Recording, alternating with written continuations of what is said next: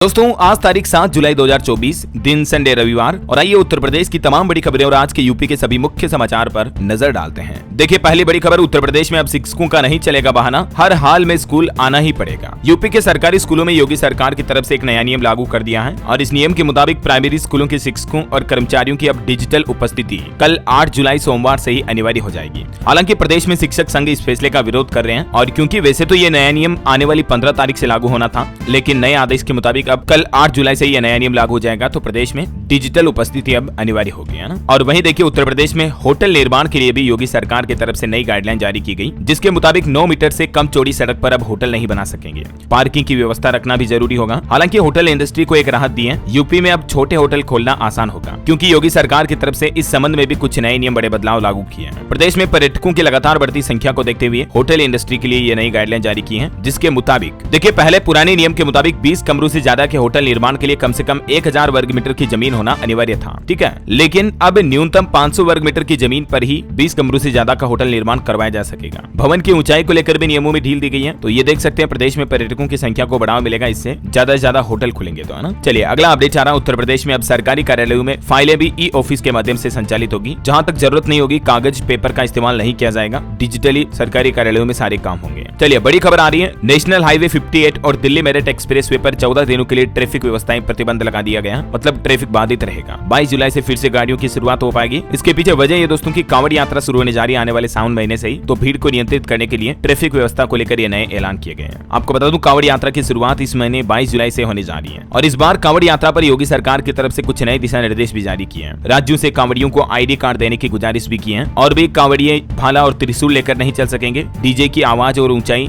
धीमी गति में धीमी सीमा में रखनी होगी। ये कुछ नए नियम लागू किए गए हैं। चलिए अगली खबर देखिए, नाबालिग की गाड़ी चलाने पर होगा 25,000 का जुर्माना। लखनऊ पुलिस अभिभावकों को भी जेल भेज सकती है। कल सोमवार से ही वाहन चेकिंग का विशेष अभियान चलेगा, तो जरा सावधान रहिएगा। वही देखिए योगी सरकार ने गोरखपुर का दौरा किया और इस दौरान पूछा एक परिवार से कि जमीन तुम्हारी है तो घर क्यों नहीं बनाया। गोरखपुर में टिन शेड में परिवार को रहते देख भड़के सीएम योगी आदित्यनाथ और कहा कि तुरंत इन लोगों को प्रधानमंत्री आवास दें। वहीं गोरखपुर में बोले मुख्यमंत्री योगी आदित्यनाथ, बालिकाएं शिक्षा खेल में देश और प्रदेश का नाम रोशन करें। सीएम योगी ने बालिकाओं को आगे बढ़ाने के लिए आश्रम पद्धति के सर्वोदय बालिका विद्यालय का शुभारंभ भी किया और इस मौके पर ये बातें कही। मुख्यमंत्री ने गोरखपुर के मलोनी तटबंध का निरीक्षण भी किया और बाढ़ से बचाव की तैयारियों को भी परखा। यहाँ सीएम योगी ने सर्वोदय स्कूल का उद्घाटन करते हुए कहा कि शिक्षा में दिया कोई भी योगदान बेकार नहीं जाता है। नए राजकीय पॉलिटेक्निक की शुरुआत भी हुई और गोरखपुर में पेडियाट्रिक कार्डियोलॉजी कैंप का भी आयोजन किया गया। 36 मासूमों की निःशुल्क हार्ट सर्जरी की जाएगी। 600 से ज्यादा बच्चों का इलाज चल रहा है ना। तो सीएम योगी के गोरखपुर दौरे के दौरान ये कुछ शुरुआत हुई। और वहीं खबर देखिए, बारिश की वजह से अंधेरे में रहा शहर। गोमती नगर से लेकर दुबग्गा तक सभी इलाकों में फॉल्ट देखा गया। बारिश की वजह से काम करने में भी परेशानी आई। चलिए खबर है, सहकारी आवासीय समितियों को दी गई जमीनों की अब जांच की जाएगी। LDA यानी कि लखनऊ डेवलपमेंट अथॉरिटी से 9 सहकारी आवासीय समितियों को दी गई जमीनों की जांच होगी। 7 दिन में आएगी रिपोर्ट। लखनऊ विकास प्राधिकरण के द्वारा यह नया प्लान बनाया गया। और खबर है दोस्तों, हाथरस हादसे में पेशी के बाद न्यायिक हिरासत में भेजा गया देव प्रकाश मधुकर। जरूरत पड़ने पर सूरजपाल से भी पूछताछ होगी। सूरजपाल जो कि भोले बाबा है, जिन्हीं के सत्संग में यह भगदड़ हुई और 123 से ज्यादा लोगों की जान चली गई। नारायण सरकार के नाम से भी इन्हें जाना जाता है, तो पुलिस अभी इनकी भी तलाश कर रही है। इनका भी एक बयान सामने आ रहा। सूरजपाल ने कहा कि यह हादसा मेरी वजह से नहीं हुआ। बहरहाल अभी हाथरस भगदड़ मामले में मुख्य आरोपी को 14 दिन की जेल हिरासत में भेज दिया गया है। कोर्ट से दौड़ाकर बाहर लाई पुलिस। और दोस्तों इस हाथरस हादसे में बिहार पटना में भी भोले बाबा के खिलाफ एक केस दर्ज कराया गया। सिविल कोर्ट में बीजेपी नेता ने मुकदमा दर्ज कराया और योगी सरकार की तरफ से गठित की गई जांच आयोग कमेटी ने भी इस मामले की जांच शुरू कर दी है। श्रद्धालुओं के कुछ बयान वगैरह भी लिए गए। हाथरस दौरे पर गई जांच टीम और वहां से ग्राउंड रिपोर्ट देखी गई। ये भोले बाबा ने 56 साल पहले मातेश्वरी नाम से एक महिला से शादी की थी। इनके सेवादार इनके ससुराल में फसल कटवाने के लिए भी जाते हैं। सिंहासन पर इनकी पत्नी हर समय इनके साथ बैठती रहती है। इस महिला की दास्तां भी बाबा से कम नहीं है। बोलती एक शब्द नहीं, मगर सिंहासन पर बाबा के बगल में बैठी रहती हैं और अनुयायी इन्हें माजी, मातेश्वरी, जगत जननी जैसे नामों से पुकारते हैं। मतलब देखिए लोगों की भक्ति कभी कभी अंधभक्ति में बदल जाती है। चलिए खबर है, गोसिया में लगेगा 5 हॉर्स पावर का सबमर्सिबल। 200 मीटर पाइपलाइन का विस्तार किया जाएगा। नगर पालिका अध्यक्ष प्रतिनिधि एब्रार ने शिलान्यास भी किया। भदोही में ये लगाया जा रहा। अब पेयजल की समस्या नहीं रहेगी। चलिए खबर है, सीएम योगी से मिले केंद्रीय मंत्री पंकज चौधरी, कमलेश पासवान। मुख्यमंत्री ने दोनों मंत्रियों को बधाई दी और गुरु गोरखनाथ का दर्शन पूजन भी किया। वहीं देखिए गोरखनाथ यूनिवर्सिटी को मिली MBBS की मान्यता। इसी सेशन से यहाँ एडमिशन भी होगी, पढ़ाई भी शुरू हो जाएगी। 1800 बेड का हाईटेक अस्पताल भी बनाया जाएगा। तो अब गोरखनाथ यूनिवर्सिटी में भी डॉक्टरी की पढ़ाई हो पाएगी, मतलब है ना। वहीं आगरा यूनिवर्सिटी में भी 20 जुलाई तक कर सकेंगे ऑनलाइन रजिस्ट्रेशन। ग्रेजुएशन कोर्स की 1.5 लाख सीटों पर एडमिशन होंगे। PhD के 3000 से ज्यादा फॉर्म भी सबमिट किए गए। चलिए इलाहाबाद हाईकोर्ट का एक बड़ा फैसला देखिए, सहमति से रिश्ता बनाने वालों के खिलाफ खिलाफ पोक्सो का गलत दुरुपयोग हो रहा है। एक आरोपी की जमानत पर हाईकोर्ट ने टिप्पणी करते हुए ये कहा कि आजकल कई जगहों पर कोर्ट न्यायालयों में पोक्सो एक्ट का गलत इस्तेमाल किया जा रहा है। अगर एक लड़का लड़की अपनी सहमति से आपसी रिश्ता बनाते हैं, शारीरिक संबंध बनाते हैं, तो उनके खिलाफ पोक्सो के तहत मुकदमा दर्ज न कराया जाए, मतलब है ना। और हाईकोर्ट की लखनऊ खंडपीठ का एक और बड़ा आदेश देखिए, केंद्र व राज्य सरकार को आर्थिक आधार पर योजनाओं के लाभ का आदेश नहीं दे सकते हम। एक केस की सुनवाई करते हुए हाईकोर्ट ने यह कहा और एक आदेश दिया, फर्जी केस में फंसाने के मामले में SIT गठित की गई, 8 सप्ताह में जांच पूरी की जाए। रायबरेली अभिषेक अग्रवाल को टैक्सी देने से मना करने के मामले पर यह हाईकोर्ट ने फैसला सुनाया। चलिए खबर है दोस्तों, प्रदेश की राजधानी लखनऊ में खुले में शराब पीने वालों की अब खेर नहीं। आबकारी विभाग की 3 टीमें रात में कर रही छापेमारी, 4 दिन में 15 FIR भी दर्ज हुई। और वहीं देखिए ऊर्जा विभाग में हड़ताल पर एस्मा कानून लागू हुआ। अगले 6 महीने तक कोई भी ऊर्जा कर्मचारी हड़ताल नहीं कर पाएगा, बिना वारंट गिरफ्तारी भी की जाएगी। यूपी सरकार की तरफ से इलेक्ट्रिसिटी डिपार्टमेंट में ये नया एस्मा कानून लागू कर दिया है। और वहीं देखिए गोरखपुर दौरे के दौरान सीएम योगी ने 400 लोगों की फरियाद सुनी। गोरखनाथ मंदिर में जनता दरबार लगाया और जन समस्याओं को सुना। बोले कि जमीन पर कब्जा करने वालों पर कड़ा एक्शन लिया जाएगा। चलिए खबर है दोस्तों, वाराणसी ज्ञानव्यापी तहखाने समेत सभी मुकदमों में अब 20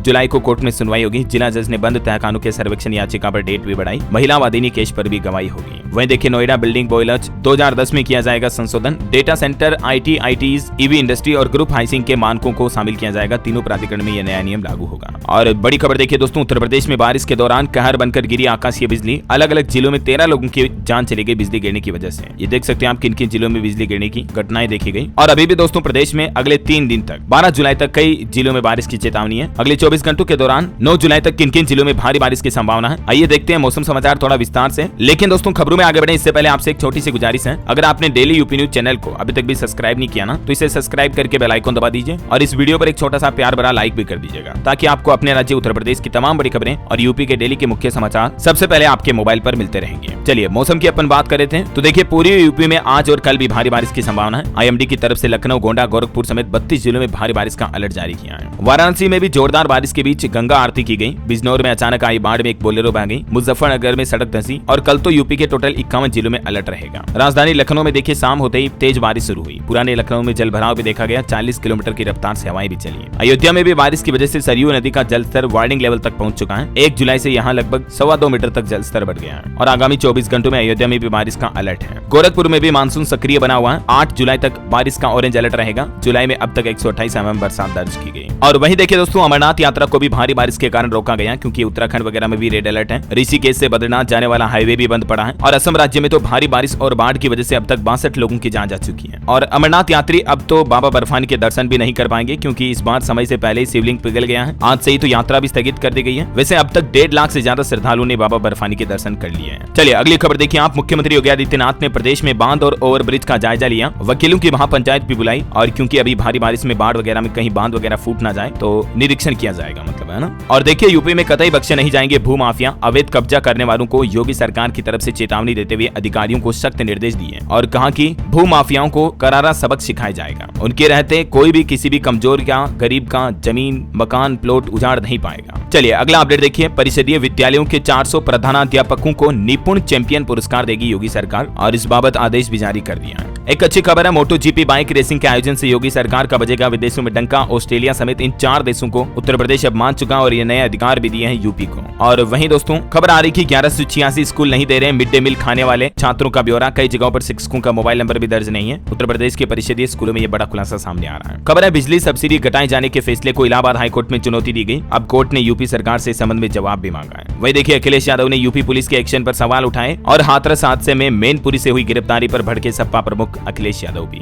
वहीं हाथरस कांड के बाद अब मायावती का भी एक बयान सामने आ रहा। बाबा भोले समेत अन्य दोषियों पर कार्रवाई होनी चाहिए, राजनीतिक स्वार्थ में ढीली रहो सरकार। हाथरस कांड के बाद पहली बार कैमरे के सामने भी आया भोले बाबा। आंख बंद कर रचने लगा ड्रामा। फिर से देखिए, मतलब जैसे बैठे बैठे ईश्वर का साक्षात्कार हो रहा हो, ऐसे मीडिया के सामने एक्टिंग कर रहा बाबा। अगर इतना ही आंख बंद कर दे, भगवान से बातचीत हो रही है लाइव फोन के जरिए, तो बेचारे 123 लोगों को क्यों मारा? इसी बाबा के कार्यक्रम में हुई ना घटना। तो अब आप क्या कहोगे? इसे नौटंकी कहोगे, क्या कहोगे? क्योंकि बाबा के भक्तों को तो गुस्सा आएगा कि उनके लिए ऐसा कह रहे हो, लेकिन ये हकीकत है दोस्तों। मैंने आपको पहले भी बताया है, ऐसे बाबाओं के चक्कर में ना पड़े तो ही बेहतर है। चलिए दोस्तों बजट पर अपडेट आ रहा है। बजट की तारीख का ऐलान हो गया। 23 जुलाई को देश की वित्त मंत्री निर्मला सीतारमण देश का केंद्रीय बजट पेश करेगी और ये टोटल 7वीं बार वह बजट पेश करेगी। लगातार 7वीं बार ऐसा करने वाली देश की पहली वित्त मंत्री भी बन जाएगी। इसके साथ ही नया रिकॉर्ड बन जाएगा इनके नाम, ठीक है। और बजट सत्र की शुरुआत तो 22 जुलाई से हो जाएगी, जो कि 12 अगस्त तक चलेगा। और सत्र की शुरुआत के दूसरे दिन यानी 23 जुलाई को केंद्रीय बजट पेश किया जाएगा। वैसे तो हर साल बजट 1 फरवरी को आता है, लेकिन इस बार लोकसभा चुनाव के चलते नई सरकार बनी है तो अब पूर्ण बजट 23 जुलाई को आएगा। बाकी 1 फरवरी को अंतरिम बजट आया था। इस बजट में मिडिल क्लास लोगों को बड़ी राहत दे सकती है। ब्याज से होने वाली कमाई पर 25,000 रुपए तक टैक्स फ्री करने का प्लान भी है सरकार का, ऐसी मीडिया रिपोर्ट चल रही है। और बाकी इस बजट में किसानों, युवाओं और महिलाओं के लिए भी सरकार कई बड़ी घोषणाएं कर सकती है। क्या क्या ऐलान इस बजट में हो सकते हैं दोस्तों, इसके रिगार्डिंग मैंने DLS न्यूज मेन चैनल पर एक अलग से वीडियो डाला है, उसका लिंक मैं भले ही डाल दूंगा इसके नीचे, तो आप जरूर चेक कर लीजिएगा। इसमें LPG गैस सिलेंडर सरकारी योजनाओं और ATC के तहत भी सरकार छूट दे सकती है ना। चलिए अगला अपडेट देखिए। सरकारी कर्मचारियों के लिए गुड न्यूज है, 13 भत्तों में 25% तक की बढ़ोतरी की गई है। वैसे तो आपको बताओगा 1 जनवरी से ही देश के केंद्रीय कर्मचारियों का महंगाई भत्ता 50% हो गया है, राइट। इसके बाद अब दूसरे 13 भत्तों में भी इजाफे की बात सामने आ रही है। ये देख सकते हैं, एक नया सर्कुलर भी जारी किया गया सरकार के द्वारा इस संबंध में। और वही खबर है दोस्तों, अब गाड़ी की मरम्मत कराने में कोई परेशानी नहीं होगी, क्योंकि सरकार की तरफ से right to repair portal launch किया गया।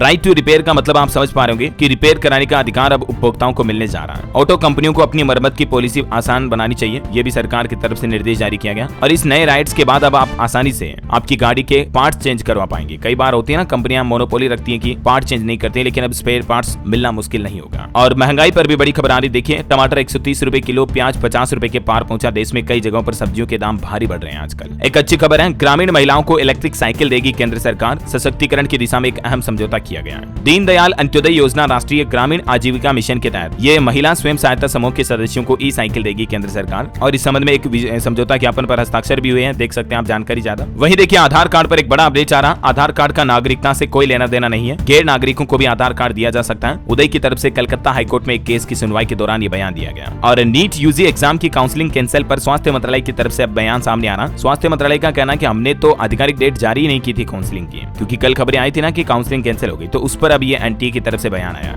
वैसे अभी खबर है कि जुलाई के तीसरे सप्ताह में नीट यूजी की काउंसलिंग जारी हो सकती है और नीट PG की शुरुआत भी अगस्त में हो सकती है। चलिए अगली खबर देखिए दोस्तों, कोरोना के बाद जो लोगों में हार्ट अटैक के मामले बहुत ज्यादा बढ़ने लगे हैं। देखिए कल ही मैंने आपको काफी जानकारियां बताई थी, और अभी देखिए आज राजस्थान में एक और ये घटना सामने आ रही कि 10वीं के स्टूडेंट का स्कूल में हार्ट फेल हो गया। बस जैसे ही क्लासरूम में जाने वाला था, उससे पहले बरामदे में गिर गया। जबकि एक दिन पहले स्टूडेंट ने जन्मदिन मनाया था, अपना बर्थडे मनाया, देख सकते हैं आप तस्वीरें। और अचानक हार्ट फेल हुआ और बस जान चली गई। और अभी तो उम्र ही क्या, मतलब टीनेजर है, 10वीं का स्टूडेंट है, जरा सोचिए आप। तो ये हार्ट अटैक के सामान्य लक्षण भी आप देख सकते हैं। आप भी अपने दिल का ख्याल रखें, हर दिन हल्के फुल्के व्यायाम एक्सरसाइज जरूर करें, खान पान पर विशेष ध्यान दें, खाने में नमक और फैट की मात्रा कम लें, और स्मोकिंग यानी कि सिगरेट वगैरह ना पिएं, धूम्रपान ना करें। हमारे देश के कार्डियोलॉजिकल सोसाइटी ऑफ इंडिया की गाइडलाइंस भी जारी की है कि 18 साल की कम उम्र में आप एक बार कोलेस्ट्रॉल वगैरह और हार्ट की जांच जरूर करवाएं। इससे 50% तक हार्ट अटैक का खतरा घट जाता है। चलिए बड़ी खबर आ रही है, इतिहास का सबसे बड़ा पासवर्ड लीक की घटना सामने आई, करोड़ों लोगों की सिक्योरिटी खतरे में है। ग्लोबल मीडिया में ये खबरें चल रही है, 10 billion password leak in the largest compliance of the all time. और ऐसे में आप भी अपनी सेफ्टी के लिए क्या करें क्या ना करें, ये देख सकते हैं सरकार की तरफ से कुछ गाइडलाइंस भी जारी की गई। चलिए खबर आ रही दोस्तों, देह व्यापार में धकेली जा रही महिलाओं पर अब NHRC सख्त हुआ। सभी राज्यों और केंद्र शासित प्रदेशों को एक नोटिस भी जारी किया गया। NHRC यानी कि नेशनल ह्यूमन राइट्स कमीशन की तरफ से ये देश भर के राज्यों को नोटिस जारी किया गया कि आजकल महिलाओं के ऐसे मामले बहुत ज्यादा सामने आ रहे हैं, तो इन पर जांच करवाई जाए। और एक बड़ा खतरा मंडरा रहा हमारे देश में, दिमाग खाने वाले अमीबा का संक्रमण काफी बढ़ने लगा है। अब तक 22 लोगों की जान जा चुकी है। कोरोना महामारी के बाद अब इस बीमारी से संक्रमित लोगों की काफी संख्या बढ़ रही है। देखिए केरल में दिमाग खाने वाले अमीबा का चौथा केस सामने आ चुका है। एक 14 साल का लड़का संक्रमित पाया गया, 3 बच्चों की पहले ही जान जा चुकी है। नाक के जरिए ये अमीबा शरीर में घुसता है। अभी 3 जुलाई को भी ये घटना आई थी, 14 साल के लड़के की जान गई थी, मैंने आपको बताया भी था। चलिए बैंकिंग न्यूज से अच्छी खबर है दोस्तों, इस प्राइवेट बैंक ने FD की ब्याज दरों में बदलाव किया। अब आपको 8.25% तक FD पर इंटरेस्ट मिलेगा। ये बढ़ोतरी इंडसइंड बैंक की तरफ से की गई है, और इस बढ़ोतरी के बाद बेसिकली अब अलग अलग टाइम पीरियड की FD पर आपको कितना ब्याज मिलेगा, ये पूरी लिस्ट भी आप देख सकते हैं। और HDFC बैंक की तरफ से भी अपने ग्राहकों को एक नोटिस जारी किया गया, अगले सप्ताह कुछ सेवाएं बाधित रहेगी। डाउन टाइम कब होगा, 13 जुलाई को कुछ सेवाओं पर प्रतिबंध रहेगा। समय रहेगा सुबह 3 से शाम 4:30 बजे तक। और इस दरमियान कौन कौन सी सेवाएं उपलब्ध नहीं होगी, जिसकी डिटेल भी आप देख सकते हैं। और बाकी ये सेवाएं अप्रभावित रहेगी, यानी कि चालू रहेगी। और बैंकिंग न्यूज की बात हो ही नहीं तो एक और बड़ी खबर देखिए, भारतीय रिजर्व बैंक RBI ने एक और बैंक का लाइसेंस रद्द किया। अभी कुछ दिनों तो पहले आपको पता होगा बनारस के मर्केंटाइल सहकारी बैंक का लाइसेंस रद्द किया था वाराणसी में, और इसके बाद अब खबर है कि एक और बैंक का लाइसेंस रद्द कर दिया। वो बैंक है दोस्तों कर्नाटक स्थित सिमसा सहकार बैंक नियमित, मद्दूर में स्थित है ये। इसका भी RBI ने लाइसेंस रद्द कर दिया है। और RBI ने 5 बैंकों पर कार्रवाई भी की, पंजाब नेशनल बैंक समेत कई बैंकों पर करोड़ों रुपए का जुर्माना लगाया। चलिए बड़ी अच्छी खबर है, अब भारत के दुश्मनों की खेल नहीं, सेना की ताकत बढ़ाने आ गया देश का पहला लाइट टैंक जोरावर। ये भारत का सबसे हल्का टैंक है। जोरावर की झलक सामने आ चुकी है। 2027 तक भारतीय सेना में इसके शामिल होने की उम्मीद है। और अच्छी बात ये होगी कि ये हल्का टैंक होगा तो इसे आसानी से एक जगह से दूसरी जगह ले जाया जा सकेगा। स्पेशली पहाड़ी इलाकों के लिए बहुत काम का आएगा, इंडियन आर्मी के लिए, है ना। और वही खबर है दोस्तों, जम्मू कश्मीर के कुलगाम में सेना ने 4 आतंकियों को ढेर किया, एक जवान भी शहीद हो गया। 2 जगह ये मुठभेड़ चल रही है। अच्छा एक अपडेट आपको बता दूं, आज क्रिकेटर महेंद्र सिंह धोनी का जन्मदिन है। विश्व जगत के महान क्रिकेटर को ढेर सारी हार्दिक शुभकामनाएं। और दोस्तों 7 जुलाई को वर्ल्ड चॉकलेट डे के रूप में भी मनाया जाता है। चलिए खबर है, भारत के 150 वकीलों ने चीफ जस्टिस को एक पत्र लिखा और कहा कि केजरीवाल की जमानत को रोका जाना बड़ा ही चिंताजनक है। ऐसा मामला अब तक हमने देश में नहीं देखा। वहीं देखिए पीएम मोदी ने ब्रिटेन के नए प्रधानमंत्री स्टारमर को फोन पर बधाई दी, भारत आने का न्योता भी दिया। राहुल गांधी सोमवार को मणिपुर का दौरा करेंगे। कल राज्य में हिंसा के बाद कांग्रेस नेता का यह तीसरा दौरा होगा। इससे पहले कल वो गुजरात अहमदाबाद गए थे। यहाँ भी हिंदू संगठनों ने उनका विरोध किया, पुतले वगैरह भी जलाए।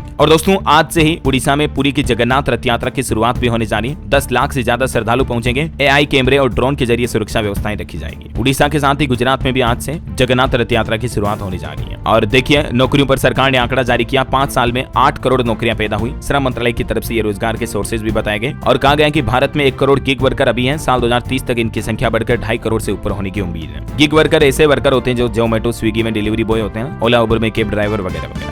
और भी श्रम मंत्रालय की तरफ से रोजगार को लेकर क्या कहा गया देख सकते हैं आप डिटेल। और हाँ दोस्तों आप मुझे कमेंट करके बताइए कि आप यूपी में कौन से जिले में रहते हैं, ताकि मैं आपके जिले के समाचार भी आपके मोबाइल तक पहुंचा दूंगा। और बाकी इस वीडियो को लाइक और शेयर करना, डेली यूपी न्यूज चैनल को सब्सक्राइब करके बेल आइकन जरूर दबा देना, रोजाना ऐसी इन्फॉर्मेटिव काम की खबरें देखते रहने के लिए। जय हिंद, जय भारत, वंदे मातरम।